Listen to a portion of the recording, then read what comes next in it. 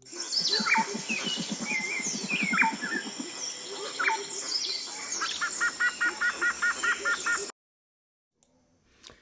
evening, ladies and gentlemen. I'm Bruce McDonald, and this is, in fact, the Talamanca Review. It is Sunday, the 9th of February. Boy, time flies. 8:52 p.m., and I'm going to do just another sort of free form tonight where I guess a walkabout or whatever you want to call it. Talk about a bunch of stuff, some personal stuff too, like just my personal life, which is kind of comical. So, I'm going on a little trip, you know, just for 3 days, but oh, come on, man. But, cut the shit already. But my wife and I will be going on a little trip at the end of the month, just for 3 days. But it's going to be funny because you can't understand, man. I mean, where I live, the people stay in the same spot their whole lives, right? Like they don't even see all that much of Costa Rica. I've probably seen more of Costa Rica than pretty much anybody in my family, and that's just because I'm a foreigner and I traveled around a little bit. And it's going to be her first time ever on an airplane, and she's 51. So I'm going to make a video of this, like on my iPhone. This is going to be funny. I shouldn't, this is like shameful humor, but it's going to be funny, man. And it's also funny because she's such a force here where we live. But when she gets out in the big bad world and the big city we're going to, it's going to be a little bit funny. For me, anyways. Um, I'll walk her through it all. Make sure it's not all that, traumatic for her or anything like that. Don't worry about anything. Let me just check my levels here. I got to do this at the beginning of every show. Holy spumoli. Yeah, because Mac just sort of auto sets the level on the microphone. If you after a while, it just sort of resets. Yeah, so everything's pretty good here. I found lentils at the grocery store, and I'm like a huge like lentil guy. And we got really good hot peppers here, like really good hot peppers. We grow them beside the house, and like an endless supply. If you like hot food, this is the place, man. I do. My son does as well, and so I do these lentils in tomato sauce now. Put a little butter in there to thicken it up. Butter, everything dairy here is really good. Okay, they do dairy well, and and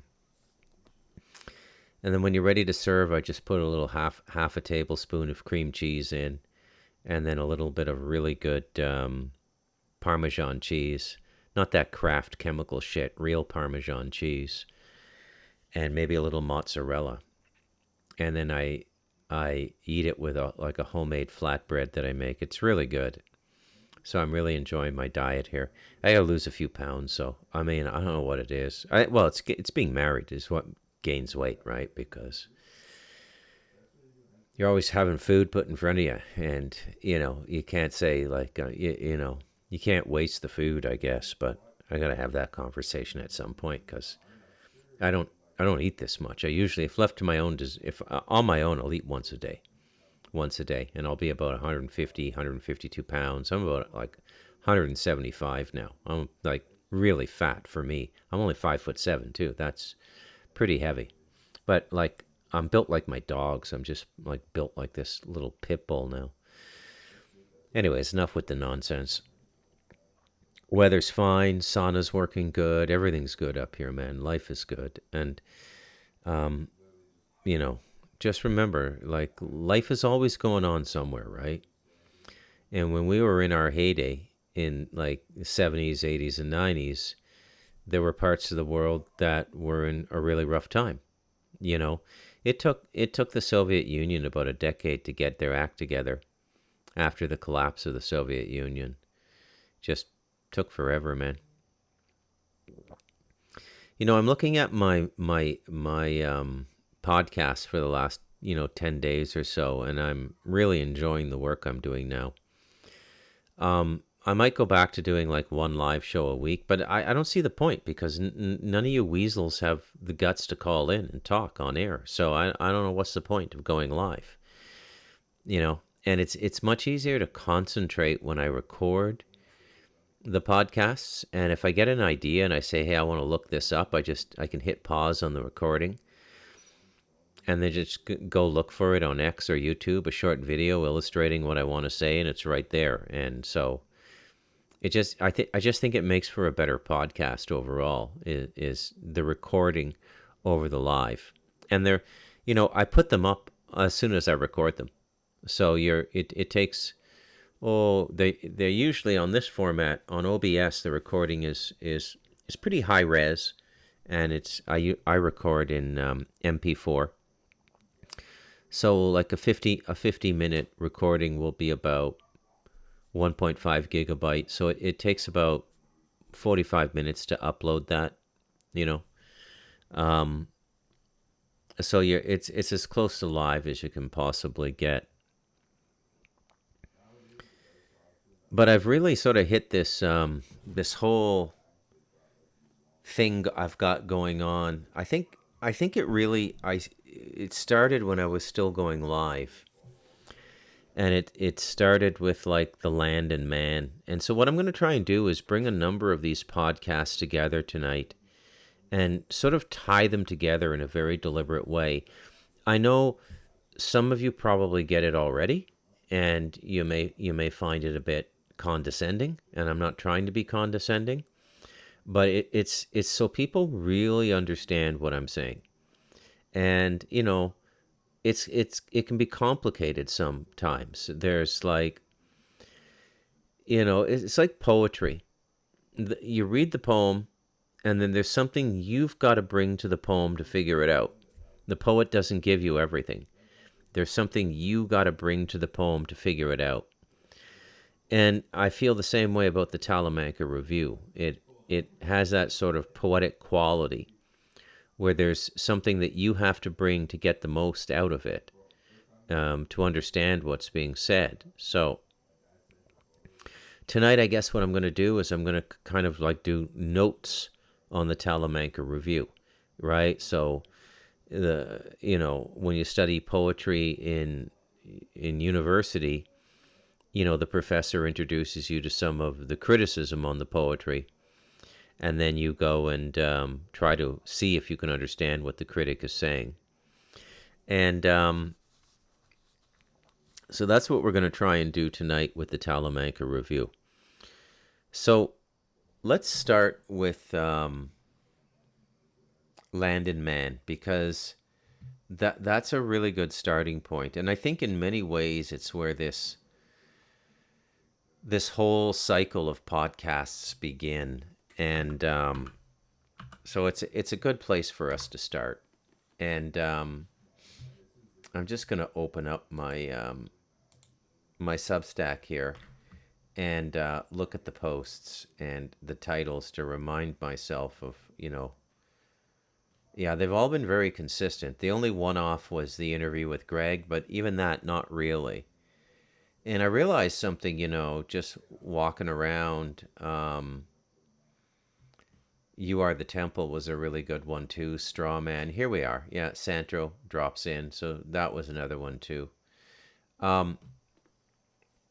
Okay, so let's like go over some of this stuff again because it's important. So one of the qualifications to grow, okay, as a human being, is you have to understand the relationship we have to land, okay? And this is an important thing. And it's why the spirituality of native peoples became so deep. And there's nothing primitive about those cultures. They're just different. They operate outside of the material pornography that we operate in. And because we're chauvinistic, we put them down. Oh man, they're wearing animal skins. Oh man, they're wearing loincloths. Oh man, they're climbing up trees to get coconuts. Holy cow. Don't they have a grocery store near them? And we have this habit in our culture of putting these kinds of people down. And I have a feeling that that's going to end pretty soon, like in this century. And I have a feeling that everybody's going to come to understand what the Bible means when it says the meek shall inherit the earth. Okay? And these people are exploring the first aspect of spiritual consciousness is the relationship between our consciousness and the nature around us. Okay? And this is sort of integral. Okay? You're not going to be able to, talk to angels or, communicate with extraterrestrials like Courtney Brown on the far site or anything like that until you get this basic natural relationship down. Okay? Now, you may be able to remote view and all that stuff, but you're going to be doing it in an imbalanced way because nature is the base. Okay? Sadhguru has this wonderful way of expressing it. Some of the things that dude says are just like bang on. I get on his case once in a while on my podcast because he's an advocate of depopulation, but everybody is, and we're going to talk about that a little bit tonight. But Sadhguru says that the very bodies we exist in are borrowed from the elements of this earth. Okay? Like the substance that produces a human body all comes from the earth. So it comes from the minerals, it comes from the elements, it comes from air, earth, fire, water, and then ether or plasma is the final element. And we're the only mammal, we're the only living thing on the planet which has this fifth element. The ether is part of our makeup, the five elements. Now, if I wanted to be a real stickler, I would say it is entirely possible that whales and dolphins also have this ether. They are also five element organisms. Okay? And this is another thing too, the way we define intelligence. Okay? I'll tell you, when you live in a rainforest with anywhere between 8 and 20 cats, depending on how many I give away and stuff. But I think the most I've ever been up to at one time was like 19 cats. It was insane, man. There's a video on Facebook of me feeding them. And, as soon as they hear the food bag open in the kitchen, they all come. And they're at different parts of the house. But they can hear this from like 30, 40 meters away, right? And they all come, and you got this circle of cats around you, like 19 cats, like the crazy cat lady. But as I've said numerous times on the Talamanca Review, you're only a crazy cat lady if you live in an apartment or a bungalow in Los Angeles, and the cats don't have a normal environment to go out and hunt in. My cats have a normal environment to go out and hunt in. I have 3 black cats now, which is very unusual. So one of the kittens, the one we kept out of the last litter, is jet black, and then I have 2 other black cats. So I have 3 black cats now, and they're kind of freaky to see them all together, man. It's like, I don't know, there's something to this black cat thing, and they have a presence. There really is something to the whole black cat thing. I can't quite lay words to it tonight, but let me think on it. Let me contemplate it, okay? But there's something to this black cat thing. And so my relationship with nature here has gone through the roof. And I've realized that I'm a nature guy. And, kind of like a person who discovers later on in their life they're gay, or they switch to the other side, they become gay. They say that, coming out of or somebody who, is born gay but keeps it a secret for decades, and then they come out of the closet. I'm an out of the closet hillbilly. I think the hillbilly life is the best life in the world. Call it what you want. You can call it the peasant life if you're European, campesino if you're Latin American, Vida de Campo, life of the campesino. It's it's the best life on the planet. And you got enough money for like you got $45 US a month for an internet hookup. I mean, you can what more do you need? And if you're living in a place where the weather is always between like the coldest it's going to get is like 16 degrees Celsius and the hottest it's going to get is like 28 degrees Celsius. Well, you don't need heating or air conditioning. Okay? So a lot of it is your environment too, like the campesino life, the peasant life. But um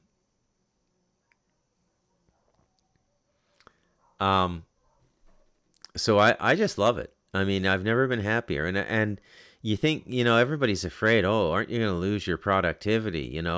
Once you go and learn to live that way, you're never going to be able to come back to the corporate world. That might be true, but you don't you lose your productivity. I mean, I'm constantly looking for things to do. Um, so and I've written 4 books up here, and I'd only written 4 books in the entire um 30 years. And I started writing seriously at the age of 20. I mean, like manual typewriter, tick tick tick tick tick tick tick tick. And on this mountain, I just found the perfect place to write, and I've written 4 books, so I'm pretty happy with that too. Um, and they're all pretty good. They're all like I think gonna make the cut, so to speak, in terms of people will be reading them in the coming years. Um, they're not disposable, like a Stephen King novel.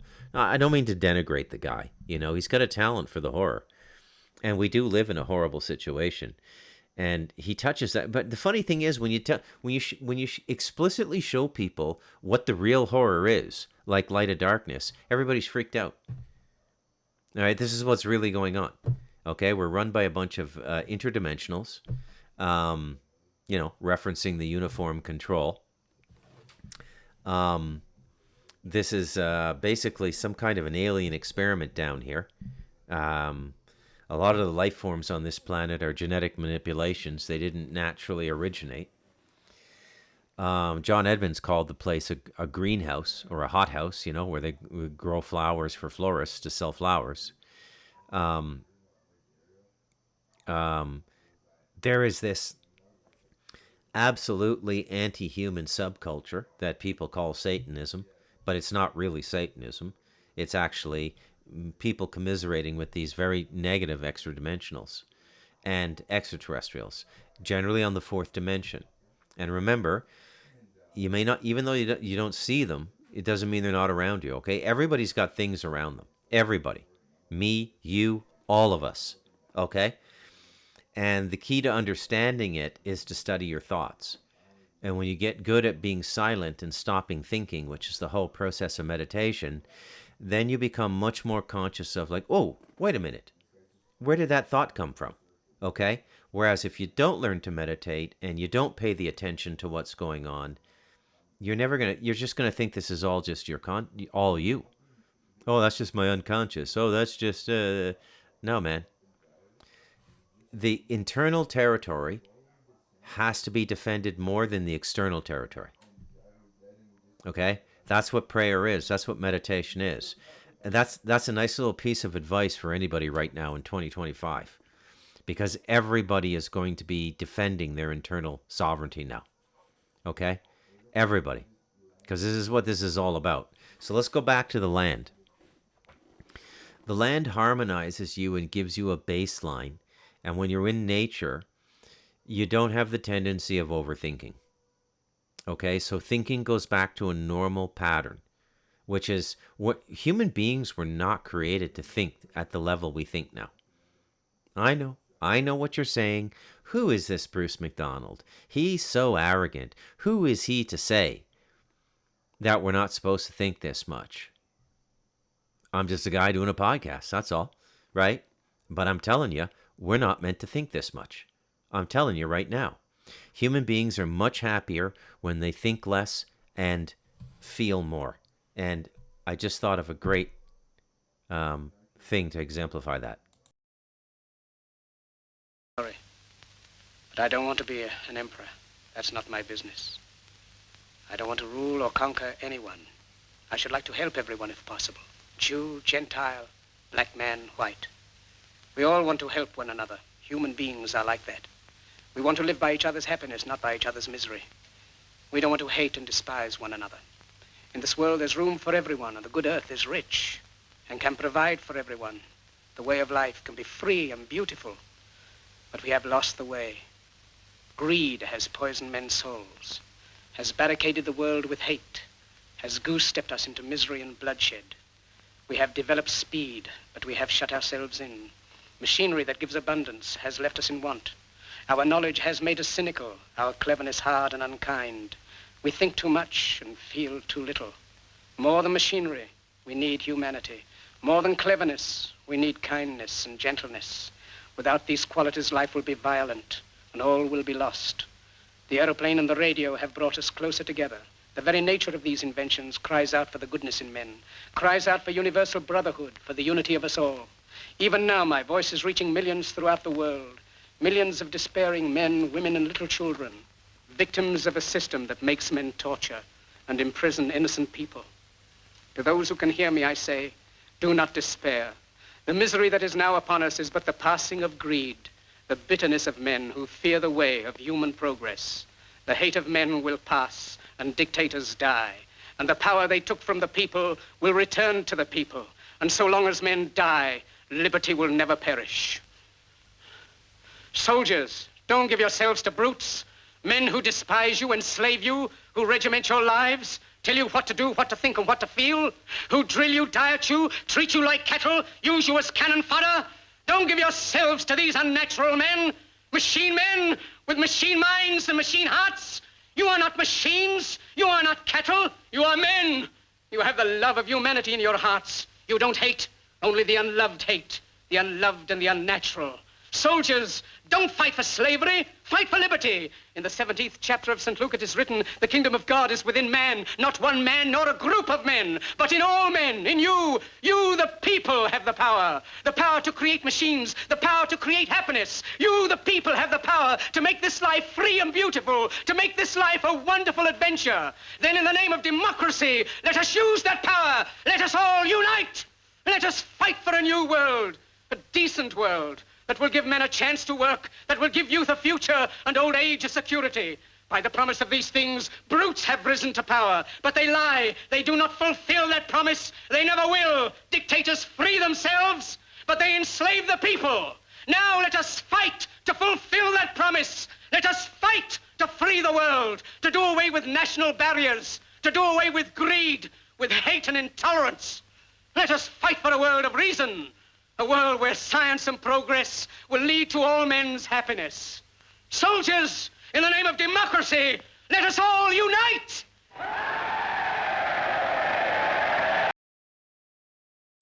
Well, that was the late, great Charlie Chaplin and The Great Dictator.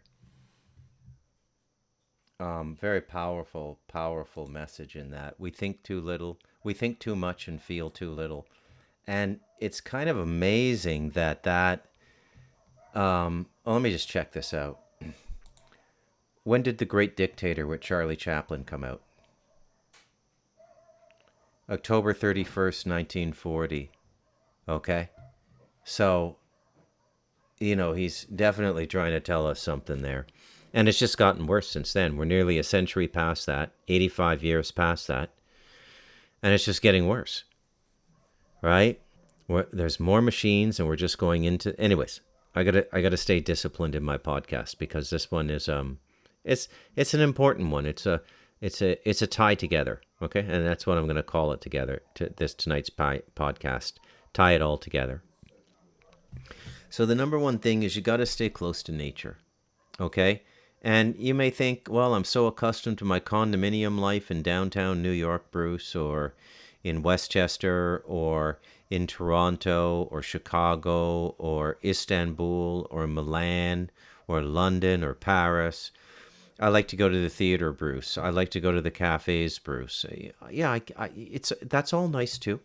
You know, I'm not saying those aren't bad things, but there's something you get from nature, and it's a baseline. As I said, it prevents you from overthinking. You can't really worry too much in nature, okay?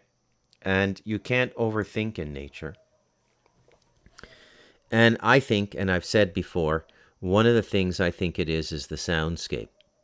I mean, it's absolutely magnificent to be sitting on the back balcony here during or after a rather strong rainfall, and to hear, I don't know how many, but it's got, I don't know, somewhere between 100 and 1,000 frogs and toads going at the same time, their mating calls. I've never heard anything like that in my life. You know, and it's really unbelievably beautiful.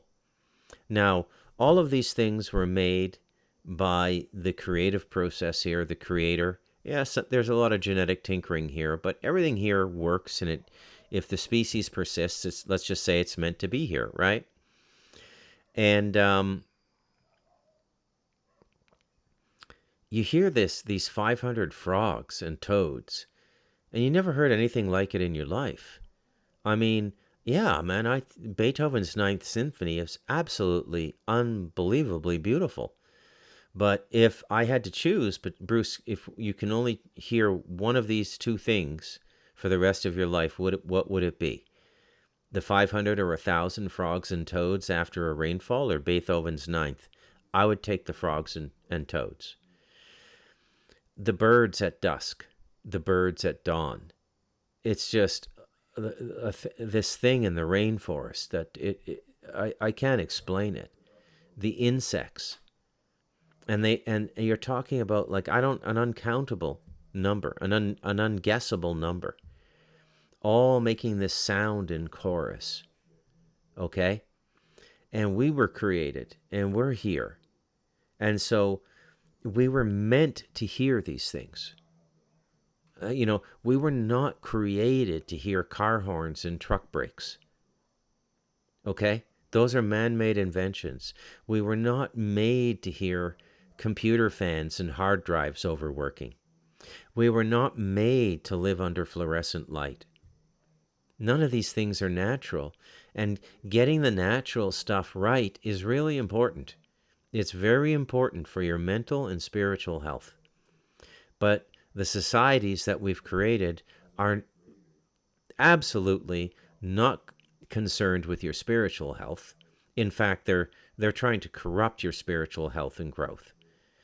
And they're not that concerned with your mental health either. Otherwise, they'd come up with different ways of treating it other than all these cash cow pharmaceutical nonsensical ways of treating things. Okay? You know, when I started to notice this, like the first time I noticed it was when I lived in Taiwan.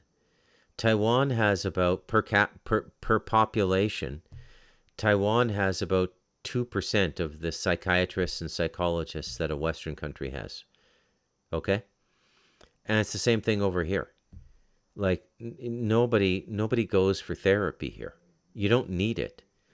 And it's only weakened us and made us stupider, you know? I don't know if I want to say too much, too personal about the family. Well, I guess it's okay. But, you know, in the 10 years I've been here, I've had 2 family members murdered by gunfire. Okay? And I, because of my disposition on life, am okay with this. And I'm sort of immune to any kind of trauma that this might bring about. Okay? And when this happened, there was one gentleman in his 50s, one of my brothers-in-law, and then a year later, his son was murdered. And the two things are interconnected, but I don't really want to get into it. And the young fella who died, he was 24. And my wife, you know, she cried for a day, you know, and my sister-in-law, whose son it was, she went through a transformation. She's got a new 3-year-old daughter now. Right? So this sister-in-law lost her husband and her son in a year. Okay? How do you recover from that? I mean, that would be a movie in America, right? Over here, it's just life. And she's healthy. She's happy. Her daughter's happy. My sister-in-law is happy. People just, they carry on. And you know why? They have faith. And they have God. They have grace. They don't have some grand metaphysical thing going on like some of the people I've worked on books with, you know? But they have just faith, you know? They just, okay, it happened. And they go, there's no trauma over here, you know? My sister-in-law hasn't started drinking. She hasn't gained weight. She never cries. She's happy as can be with her new daughter. It's kind of amazing. And at the same time, kind of shameful that the West, and particularly overeducated, overthinking white people, can't cope with the slightest of things now. Okay? So I'm just telling you about something that has been a part of my life over here. And everybody's over it. We've been over it for years. Nobody really brings it up anymore or anything. And life just goes on. Now you compare that to the West, where people are losing their minds over conceptual things, like Trump getting elected. Are you kidding me? You know, they're literally losing their minds. They're having meltdowns. They're going to therapy because some guy got elected to the White House who's better than the last guy, or a continuation of the same plan, let's say. Okay? So the first and most important thing is to be connected to the land. And the connection to land is magical. My land speaks to me. It speaks to me. It warns me about things. The environment here speaks to me. I've already told you about when people come up and visit me, what certain things mean, right? Like if a lot of snakes show up, I know that the person has a lot of negativity in them, and the land is warning me, right? Spiders, scorpions. And it's not like I suddenly woke up and gained this new ability to speak to land. Okay? It's always going on all the time. This place just gave me the ability to focus on it. Okay? And also existing in a in a language that's not my mother tongue creates a form of solitude as well, which amplifies the less thinking that nature has put me into up here. And less thinking provides more creativity. And then there's just a wonderful flow of energy up here, right? So when you think about, what's gone on in the last 100 years, really, the plan begins when I define it in the light of darkness. It begins really with the formation of the Bank of England, okay? And the British became the first sort of staging ground for this bizarre religion, which I think is derivative of the Book of Enoch and the Kabbalah and other magical texts, okay? You get people like Mary Cavendish writing in the 1600s before the Bank of England was formed, but she was nobility. I think she was a baroness or a duchess. Somebody was teaching her the Kabbalah. So you can see that this religion, which I think is reptilian, by the way, it got into the British culture and it got into the British nobility.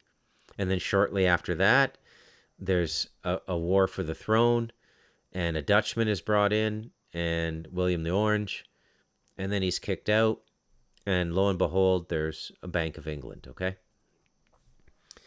So,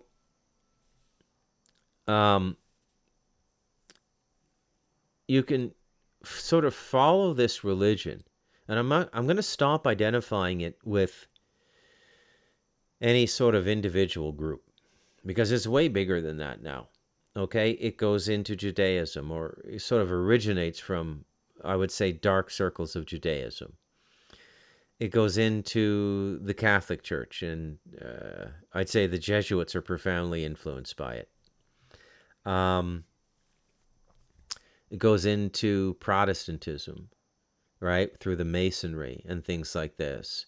It gets into French society through Masonry and Martinism and all of these things, which are all derivative of the Kabbalah, which is really the religion that we're witnessing now, folks. Okay? It's all this religion. Okay? Now, this is not to say that all Masons or all Kabbalists are bad. Manly P. Hall was a wonderful human being. Some of the deeply studied and deeply learned rabbis who've spent 30, 40 years in the Kabbalah are very good people. But there seems to be a high tendency of people who do not survive the temptation of what they learn to become self-centered, abusive, and power magnets. And it's all done basically through ritual magic. The Kabbalah is about ritual magic. Okay? And magic is an infantile form of religious expression and is very reptilian. Although, you could say the Nordics and the Palladians practice a form of white magic, so you can't really say it's all the reptilians. They're just sort of like balancing out the two scales of the positive and the negative. But you can see the coldness of this religion in people steeped in it now. You can see it. You can see the coldness even in Donald Trump. And I'm not taking back anything I said. I have no regrets saying that he was the correct vote, okay? I have no regrets, even though I'm not even an American, but just with what little voice I have on my podcast, I have no regrets endorsing him, okay? And I think it's all going to work out for us. But you can see the callousness in the guy. He gives this speech and accidentally lets everybody know that 700,000 or 800,000 Palestinians are missing, presumed dead, because there was 2.2 million people there when the October 7th, 2023, and now there's an estimated 1.4, 1.5 million people, begging the question, where did the other 800,000 people go? Yeah, that's a lot of people, man, right? And it's a very small block of land, the Gaza Strip. And what's Trump? Well, we all weep for the dead here, but hey, man, there's a brilliant investment opportunity here on the bones of the dead, like the ossuaries, right? That's another thing these people like, is they're fascinated with the dead. Okay, this is what the ossuaries are about and all of this stuff. And that's magic as well. Okay, that's absolutely magical. So it's very clear to see now. So the first stage of getting us off the land, which stripped us of a basic connection with the divine, because when you're living in the creation of the Creator, you're naturally going to have a better understanding of the Creator than if you're living in a concrete box somewhere. We can all agree on that, right? I'm not being a fruitcake. I'm not being some granola-eating Birkenstock moron here, am I? This is just basic, not that hard to understand, common sense, right? All right, so let's all agree on that. You get the big magnetic pull to the cities. And how did they do it? Well, it was the promise of work. So when they want to get something done, they make it really good in the beginning, because they know we're stupid and we can't remember things and form continuity over 10, 20, 30, 40, 50, 100 years, because we're morons. All of us, the human race, we're morons, okay? The only advantage I have is I meditate, and sometimes I'm given context in meditation. Little things are pointed out to me, and I go, oh, wow, I never would have thought of that. And then I go and do a bit more research after the meditation. I go, wow, yeah, that is true, right? And I start to figure things out. But the plan is so clear now. It's like written on a chalkboard for me, and I hope it's clear for all you folks who watch the Talamanca Review as well. Okay? So the next thing to come, and I did a podcast on this, was the straw man. Now, so first you're taken off the land, which is where your divine rights reside. Okay? And the people who they couldn't do that with by coercing them, it was done by violence and murder and famine. Okay? Basically, it's the same thing going on today. By the way, these people are not super creative. They do the same thing century in and century out. All right? It's famine, it's war, it's manufactured disease like the Spanish flu and the early 20th century. Okay? What's going on in the 21st century is an almost one-to-one repeat of the 20th century. You've got the even the Armenians are being attacked now. All right, in that, I think it's the northern part of Turkey. You have the Armenian genocide around the time of World War One, right? Nobody wants to talk about that, right? But it was a genocide. You got the Ukrainian thing going on again, right? Which is seems to be a repeat of the Holodomor, right? And these holocausts were and they were holocausts. They were burnt offerings, and they were largely done by Jews. Okay, I'm not going to shy away from saying that. It's true history.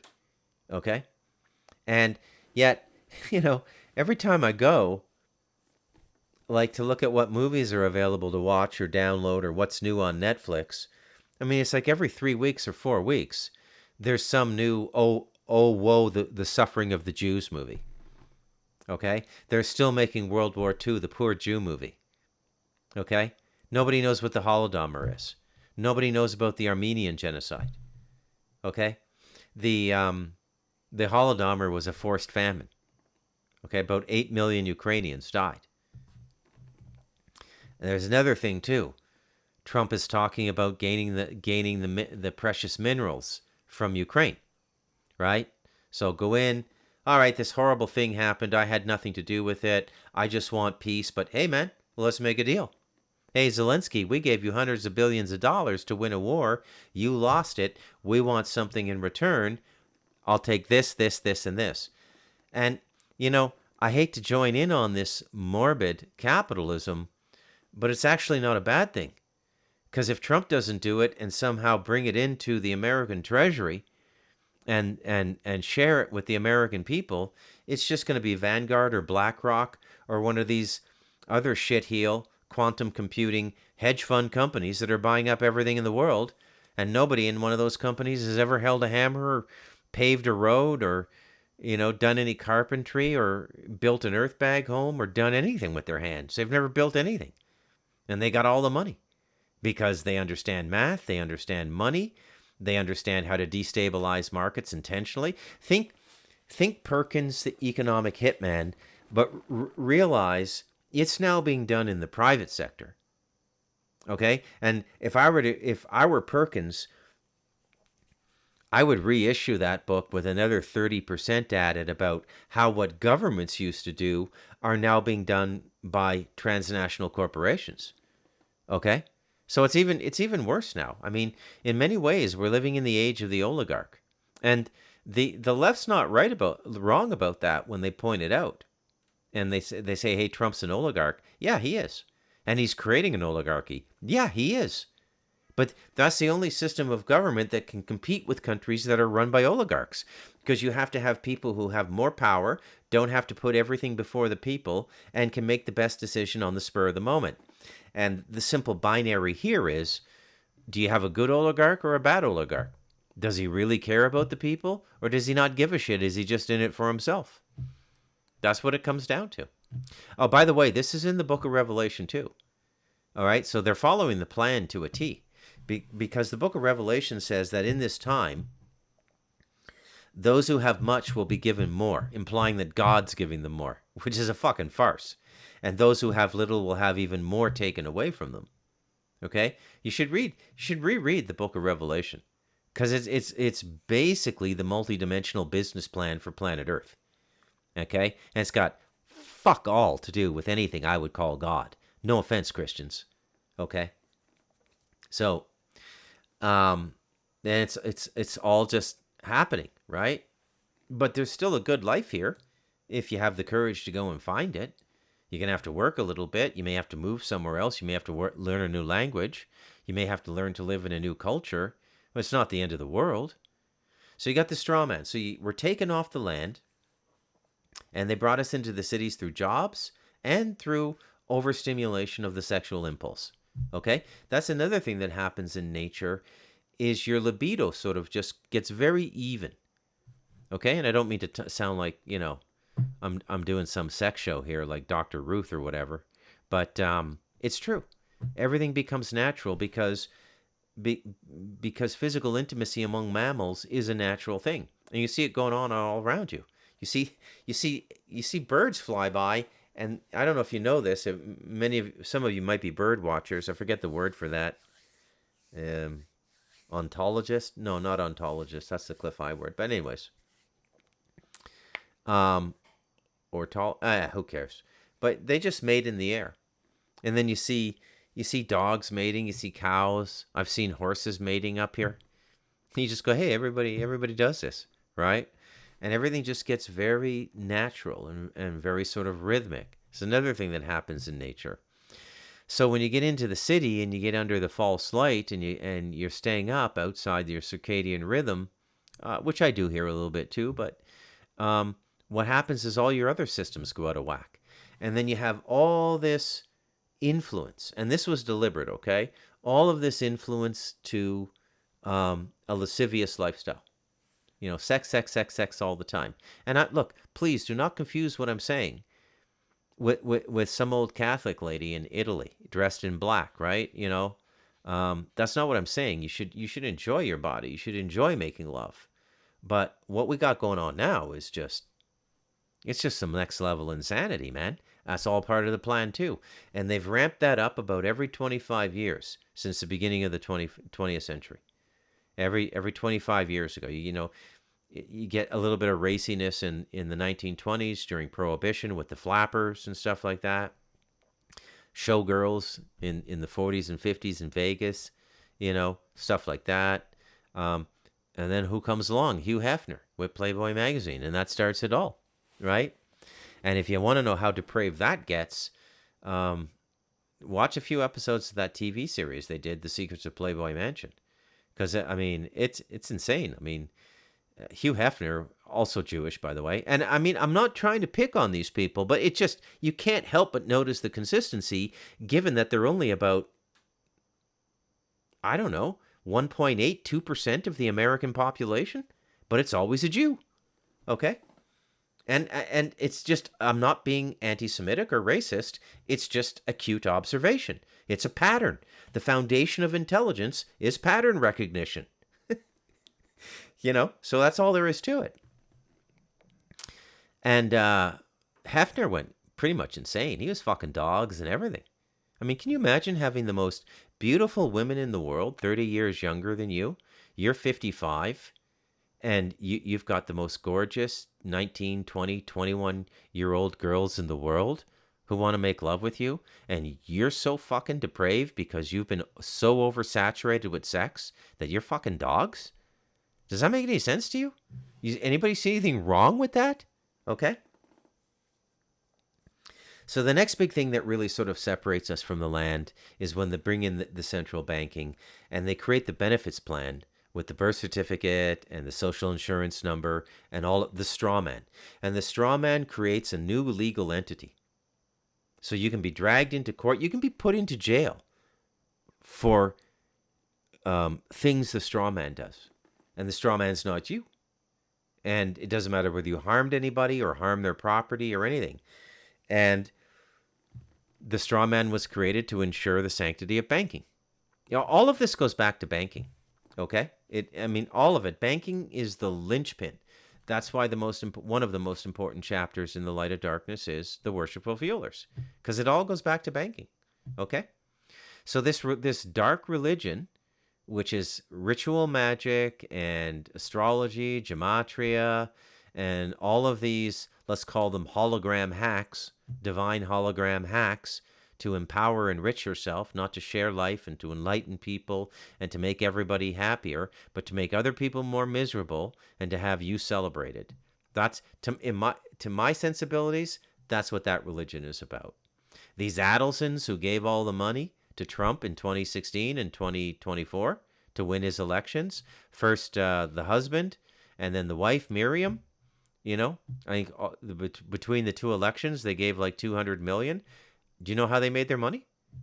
Well, Adelson opened up casinos in Macau, right? Exploited the degenerative gambler gene in the Chinese.